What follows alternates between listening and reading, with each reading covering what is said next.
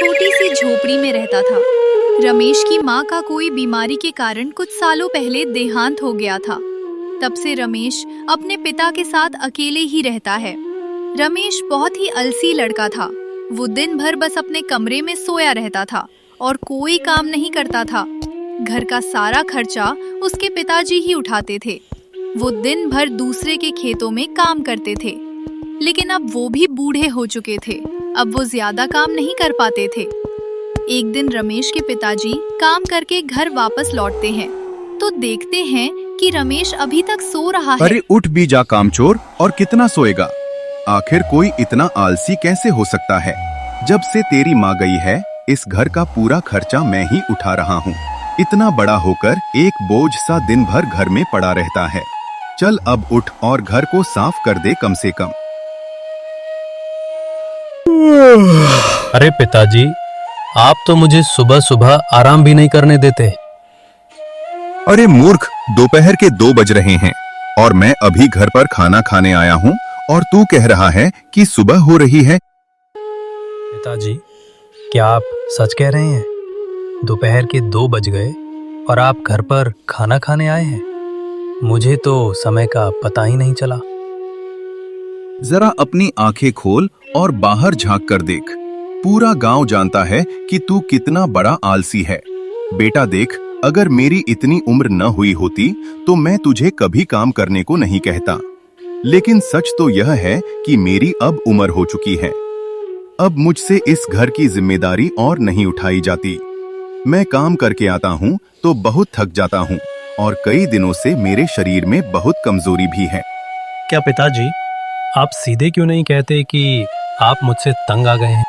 ऐसी बात नहीं है बेटा। मैं चाहता हूँ कि तू एक बहुत मेहनती आदमी बन जाए ताकि गांव के सारे लोग तेरी इज्जत करें।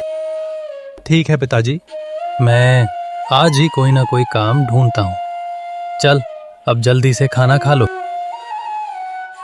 इतना कहकर रमेश घर से बाहर निकल जाता है। तभी रास्ते में उसे एक अर्जुन नाम का लड़का दिखता है।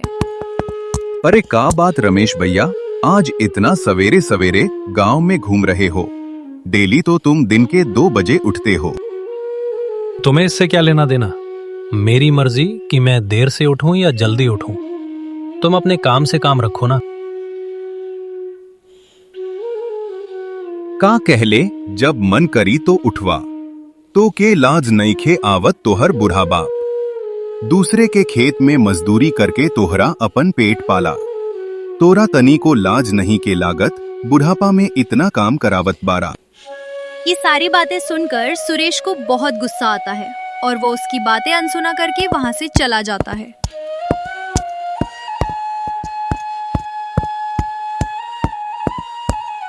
और कई दूर जंगल में जाकर एक पेड़ के नीचे बैठ जाता है। पता नहीं ये गांव वाले अपने आप को क्या समझते हैं। जरा सा दिन भर काम क्या कर लेते हैं। मेरा तो मजाक उड़ाने में कोई कसर ही नहीं छोड़ते। लेकिन मैं भी एक ना एक दिन इन्हें बहुत बड़ा काम करके दिखाऊंगा। फिर देखता हूं कौन मुझे क्या बोलता है। अभी तो मुझे बहुत थकन हो रही है। मैं एक काम करता हूं, थोड़ी देर यहीं पेड़ की छांव में सो लेता हूं। इतना बोलकर रमेश वहीं सो जाता है। तभी वहां से दूसरे गांव का पंडित गुजर रहा था।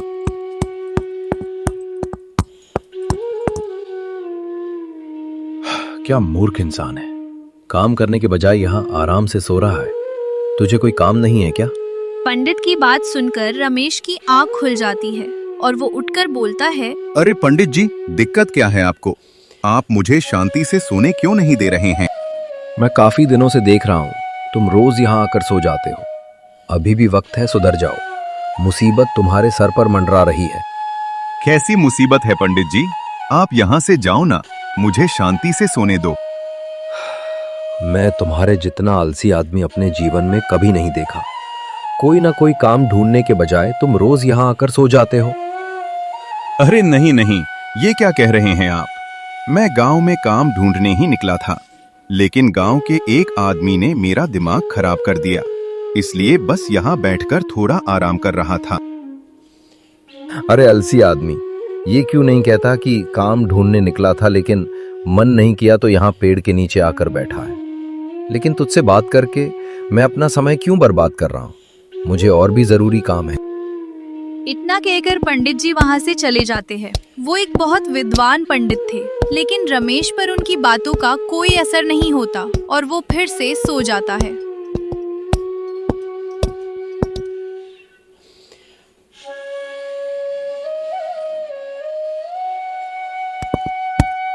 देखते ही देखते शाम हो जाती है और रमेश अपने घर जाता है। आज भी तुझे कोई काम नहीं मिला ना? पिताजी, मैं काम ढूंढने ही बाहर निकला था, लेकिन गांव के वो अर्जुन का बच्चा मेरा दिमाग खराब कर दिया। बस इसलिए आज मुझे कोई काम नहीं मिल पाया। बेटा, तू तो रोज ही कोई ना कोई बहाना बनाता है। भला किसी के बोलने से क्या होगा? अगर तुझे काम ढूंढना होता तो तुझे जरूर मिल गया होता। पिताजी, आप क्या कहना चाहते हैं?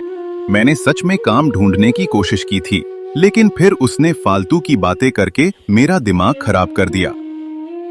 आप चिंता मत कीजिए, मैं कल फिर से जाऊंगा और कोई ना कोई काम जरूर ढूंढूंगा। इतना कहकर रमेश खाना खाता है और सो जाता है।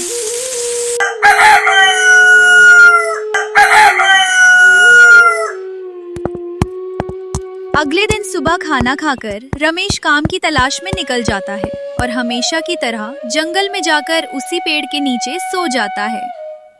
उसके पिता समझा समझा कर थक चुके थे।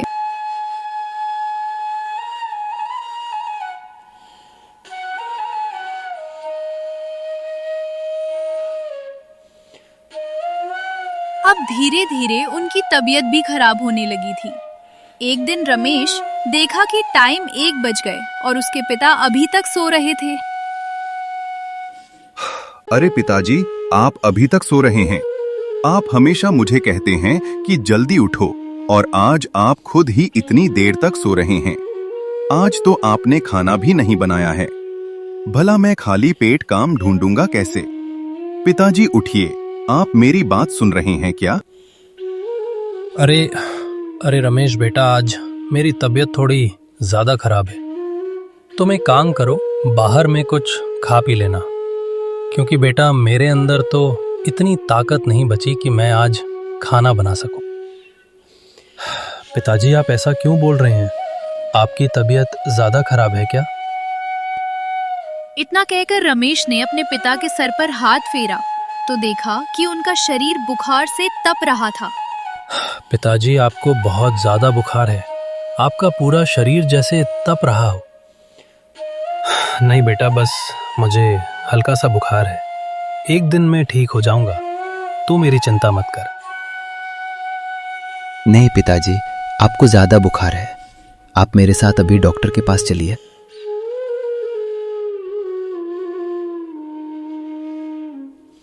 रमेश तुरंत अपने पिता को गांव के ही एक डॉक्टर के पास लेकर जाता है। डॉक्टर सुशील बिरजू का अच्छे से जांच करके रमेश से कहता है, रमेश, तुम्हारे पिताजी की तबीयत बहुत ज्यादा खराब है। उनके किडनी में इन्फेक्शन है, इसलिए उनकी हालत ज्यादा गंभीर है। जल्द से जल्द उनका ऑन ऑपरेशन करना होगा, तभी तुम्हारे पिता ठीक हो पाएंगे। लेकिन डॉक्टर साहब, ऑपरेशन में तो बहुत पैसे लगते हैं ना? हाँ, उसके लिए तुम्हें 60,000 रुपए जमा करने होंगे अस्पताल में।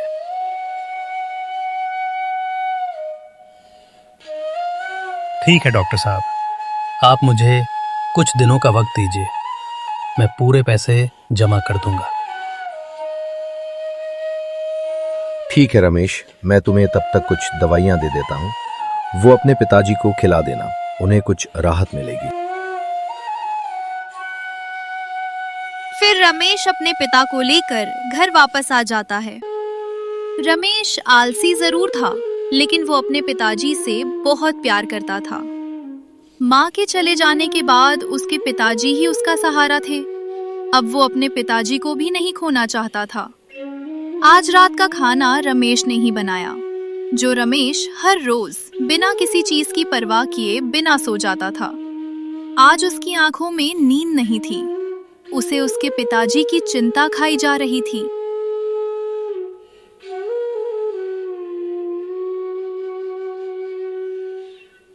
ये सब मेरी लापरवाही की वजह से हो रहा है। माँ के जाने के बाद काश मैं पिताजी के कंधों पर इतना ज्यादा बोझ ना दिया होता। आज उनकी ये हालत मेरी वजह से ही है। लेकिन अब मैं क्या करूं? कहां से लाऊं इतने सारे पैसे? अगर पिताजी का ऑपरेशन नहीं हुआ तो माँ की तरह वो भी मुझे छोड़कर चले जाएंगे। नहीं नहीं, मैं ऐसा नहीं होने दूंगा। कुछ ना कुछ करके मुझे जल्दी से पूरे पैसे जमा करने ही होंगे।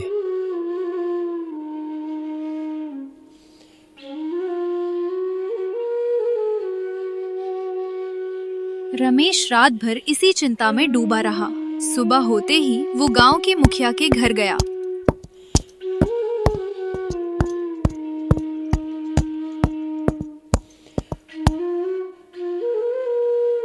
क्या बात है सुरेश, तू आज इतनी सुबह सुबह यहाँ कैसे?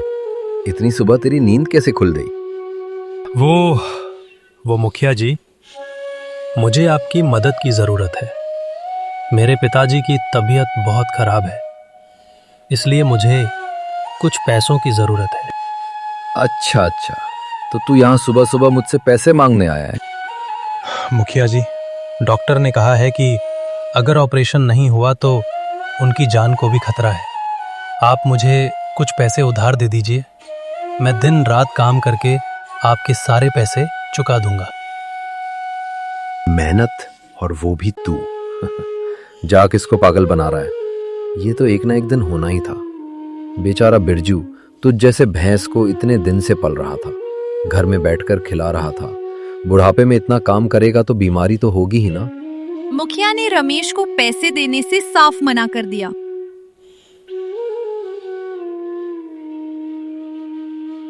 तब रमेश गांव के एक सेठ के पास जाता है।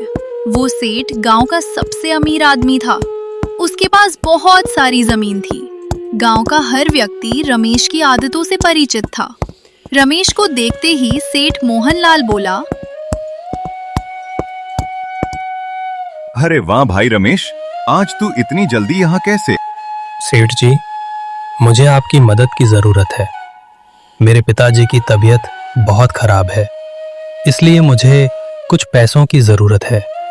सेठ जी, डॉक्टर ने कहा है कि अगर ऑपरेशन नहीं हुआ तो उनकी जान को भी खतरा है।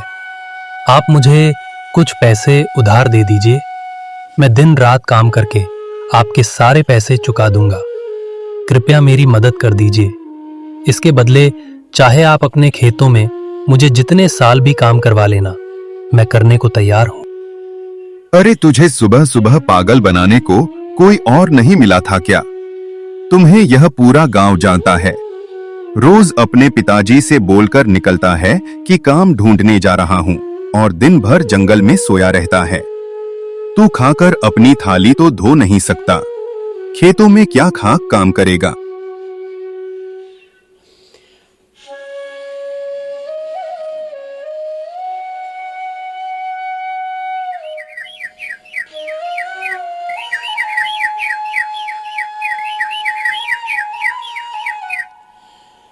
हे भगवान, मुझे माफ कर दीजिए। मुझे इतना आलस नहीं करना चाहिए था। आज मुझे मेरी गलती का एहसास हो चुका है।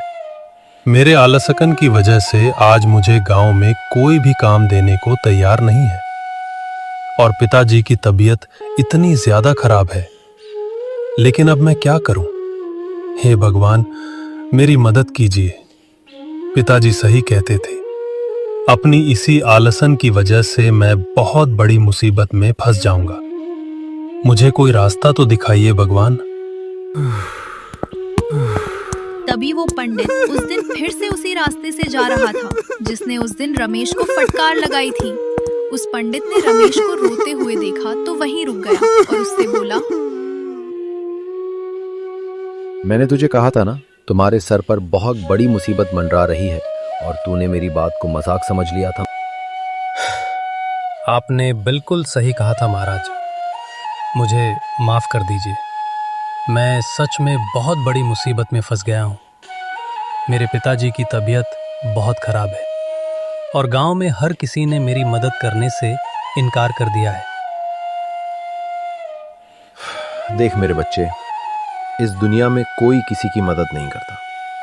और तेरी मदद किसी ने इसलिए नहीं की क्योंकि तू बहुत बड़ा आलसी है।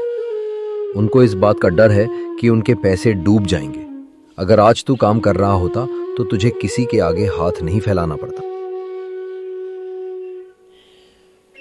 आपने बिल्कुल सही कहा, लेकिन अब मुझे मेरी गलती पर बहुत पछतावा हो रहा है। मैं पिताजी को खोना नहीं चाहता।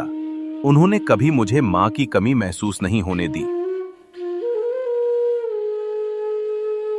ब्राह्मण ने देखा कि रमेश को सच में अपनी गलती पर पछतावा हो रहा था और वो अपनी गलती सुधारना चाहता था।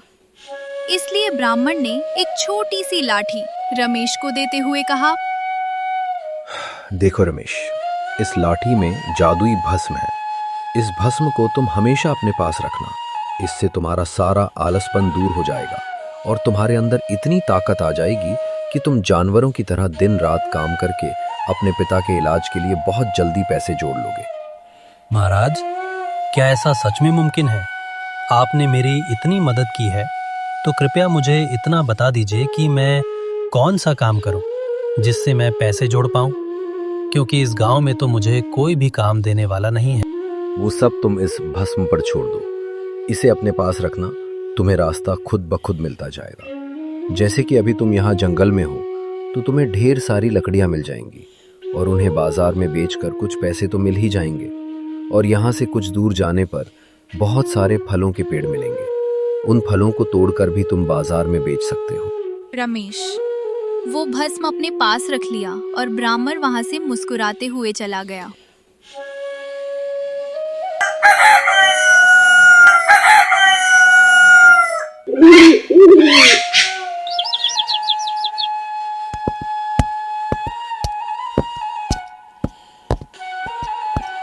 रमेश पंडित के कहे अनुसार जंगल की ओर चला जाता है। फिर वहां जाकर लकड़ियां जमा करना शुरू कर दिया और थोड़ी ही देर में उसने बहुत सारी लकड़ी जमा कर ली। अरे वाह, मैंने तो कितनी सारी लकड़ियां जमा कर ली है। सच में ये भस्म तो जादुई है। इससे तो मेरे पूरे शरीर में फुर्ती आ गई है।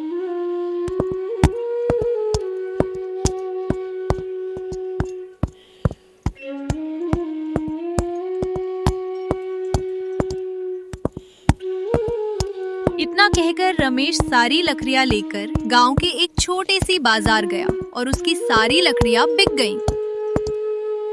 शाम को रमेश घर आया और उसने पैसे जोड़े तो देखा कि आज लकड़ियां और फलों को बेचकर उसे पूरे 5,000 रुपए मिल चुके थे। अगले दिन सुबह होते ही रमेश जंगल से लकड़ियां लेकर गांव में आ गया। इस तरह से रमेश को दिन रात काम करते देख गांव वाले हैरान थे।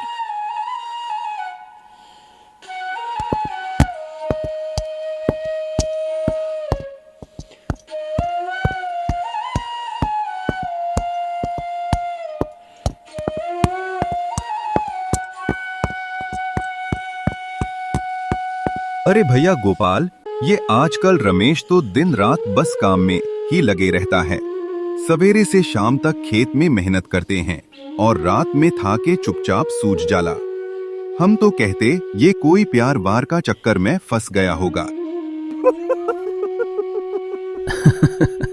अरे ना भैया, ये सब तो बस दिखावा। कुछ दिन पहले हम बात कही नहीं तो हम परे बौखलाग रह ले। ईश्वर की कृपा से 50,000 तो जमा कर लिए हैं मैंने, लेकिन अब मुझे 10,000 रुपए और चाहिए। मुझे जल्द से जल्द ये पैसे भी जमा करने होंगे। मेरे पास ज्यादा समय नहीं है। पिताजी की तबीयत और भी खराब होती जा रही है। रमेश अपने पिता बिरजू के पास जाकर देखा तो उसकी हालत पहले से ज्यादा खराब थी। खांसी ने रामदिन को अंदर से और तोड़ कर रखा था। वो बहुत कमजोर हो चुका था। ये सब देखकर रमेश और चिंतित हो गया।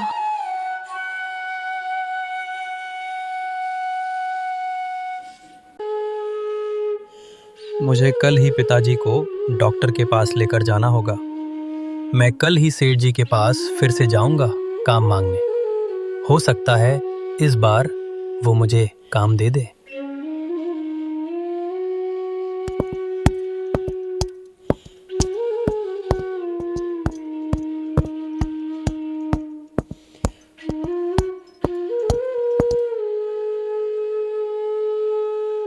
सेठ जी, उस दिन तो आपने मुझे आलसी कहकर भगा दिया था, लेकिन मैंने पूरी मेहनत करके 50,000 रुपये जमा कर लिए हैं।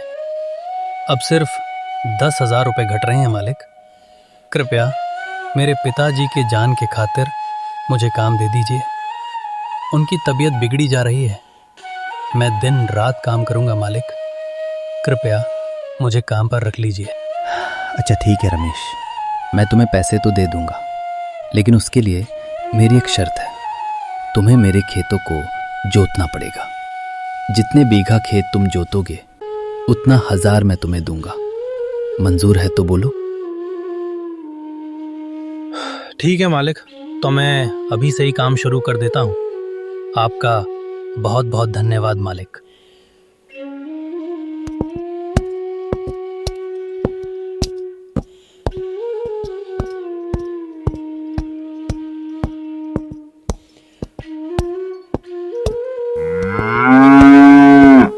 दिल में अपने पिताजी को बचाने की उम्मीद लिए हुए रमेश खेतों में हल चलाना शुरू कर देता है।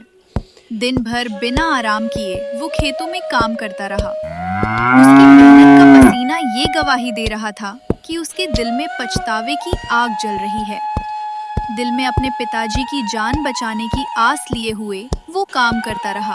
सुबह से शाम हो गई, लेकिन रमेश अभी भी काम कर रहा था।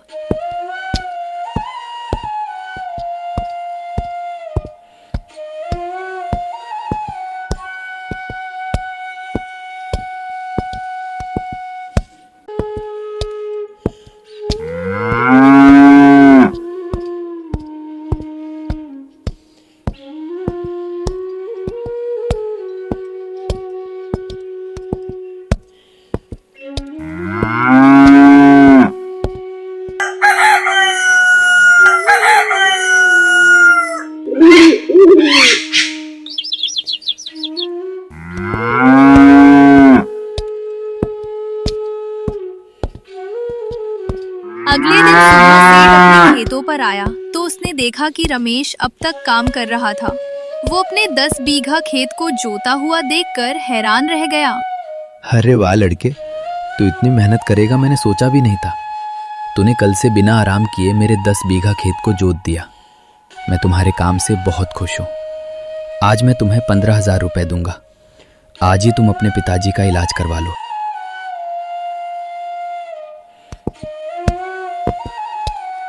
रमेश तुरंत वो पैसे लेकर अस्पताल में डॉक्टर के पास जमा कर देता है और अपने पिताजी का इलाज करवाता है। कुछ दिन बाद ही रमेश के पिता पूरी तरह से ठीक हो जाते हैं।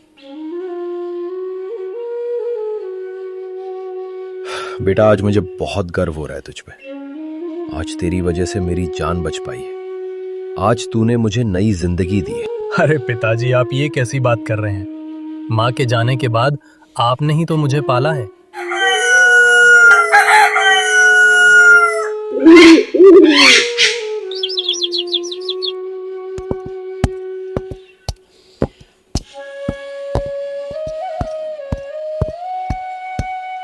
बिरजू के ठीक हो जाने के बाद भी रमेश ने अपना काम नहीं छोड़ा। वो कभी जंगल में जाकर लकड़ियां इकट्ठा करते और कभी दूसरे के खेत में काम करते।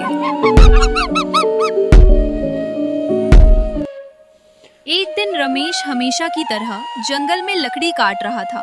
तभी उसे पीछे से एक आवाज सुनाई देती है। कैसे हो रमेश? रमेश ने पीछे मुड़कर देखा तो वहाँ वही ब्राह्मण खड़े थे। उन्हें देखकर रमेश बहुत खुश हुआ। महाराज, आप यहाँ? आपका बहुत बहुत धन्यवाद। आपके उस भस्म की वजह से और मुझे नई जिंदगी मिली। मेरे पिताजी का भी अच्छे से इलाज हो गया। अब वो बिल्कुल ठीक है। आपकी वजह से आज मेरे घर में किसी चीज की कमी नहीं है। आपका ये आभार मैं जीवन भर नहीं भूलूंगा। आपका बहुत बहुत धन्यवाद।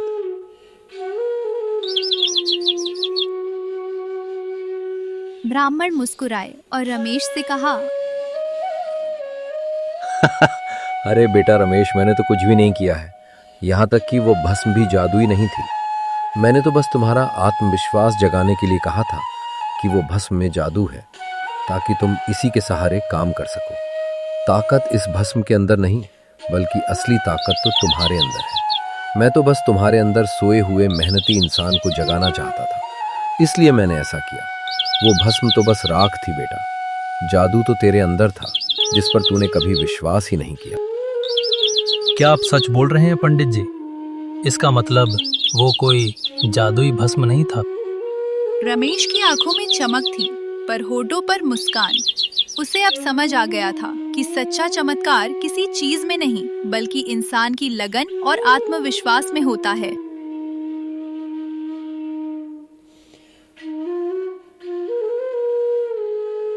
आलस इंसान का सबसे बड़ा दुश्मन है और मेहनत ही सबसे बड़ा जादू। रमेश की कहानी हमें ये सिखाती है कि जब तक इंसान अपने अंदर छिपी ताकत पर भरोसा नहीं करता, तब तक कोई भी जादू या सहारा उसे आगे नहीं बढ़ा सकता। असली परिवर्तन किसी जादुई भस्म से नहीं, बल्कि आत्मविश्वास, जिम्मेदारी और मेहनत से आता है। जब रमेश ने अपने पिता के प्रति अपनी जिम्मेदारी को समझा और पूरे मन से मेहनत की, तब वही आलसी लड़का सबके लिए एक मिसाल बन गया। सच्चा चमत्कार बाहर नहीं, हमारे भीतर होता है। ये कहानी सिखाती है कि अगर इंसान सही वक्त पर मेहनत करना शुरू कर दे, तो सबसे बड़ी मुसीबत भी रास्ता दे देती है।